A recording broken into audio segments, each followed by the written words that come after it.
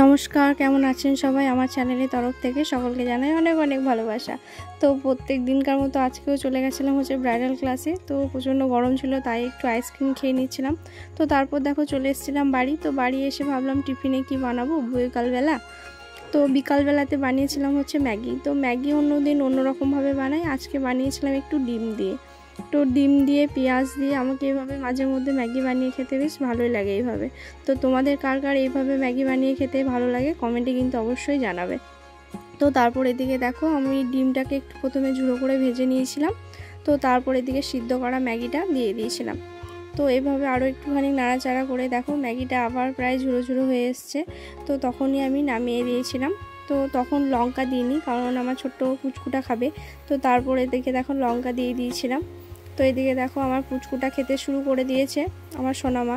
তো এই সমস্ত খাবার খেতে বেশ ভালোই বাসে, কিন্তু ওকে আমি এই সমস্ত খাবার বেশি দিই না। তো বন্ধুরা এটা ছিল তার পরের দিন সকালবেলায়। তো সোনামা দেখো খাওয়া দাওয়া করে রেডি হয়ে গেছিলো হচ্ছে একটু বেড়াতে। তো আমি সেই ফাঁকে নিজের হেয়ারের একটু যত্ন করে নিয়েছিলাম, মাথাতে তেল দিয়ে দিয়েছিলাম। তো তারপরে দিকে দেখো রান্নায় বসিয়ে দিয়েছি, আর এদিকে সবজিগুলো কেটে ধুয়ে একদম রেডি করে নিয়েছি। তো দেখো দেখতেই পাচ্ছ। তো তারপর ভাবলাম চলো নিজের ফেসেরও একটু যত্ন নিয়ে নিই, তাই একটু কাঁচা দুধ, হলুদ এবং বেসন নিয়ে মুখের মধ্যে অ্যাপ্লাই করে নিয়েছিলাম। তো আমি মাঝে মধ্যে সপ্তাহে একবার হলেও এটা করে থাকি, খুবই ভালো রেজাল্ট পাওয়া যায়। তোমরা দেখে বুঝতে পারছো আমার স্কিনটা কি অবস্থা হয়ে রয়েছে। তো আমার স্কিনটা খুবই সেনসিটিভ, তো সেটা নিয়ে কোনো কিছু বলবার নেই, বলার শেষ নেই।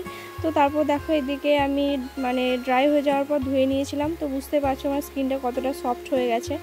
তো তারপর দেখো আবারও চলে এসেছিলাম রান্নাঘরে। তো এদিকে দেখো আমার ভাত প্রায় হয়ে এসছে।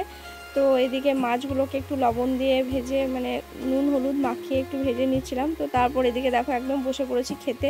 তো মাঝে আর ভিডিও বানানো হয়নি, বুঝতেই পারছো খুবই তাড়াতাড়ির মধ্যে সমস্ত কিছু কমপ্লিট করতে হয়েছে। তো তারপর এদিকে দুপুরে খাওয়া দাওয়া করে নেওয়ার পর রেস্ট নিয়ে চলে গেছিলাম হচ্ছে টিউশন। তো কম্পারেটিভ এক্সামের জন্য প্রিপারেশন নিচ্ছি সাথে সাথে। তোমরা তো আমার যারা নিত্য ব্লগ দেখো তারা সমস্তটাই জানো।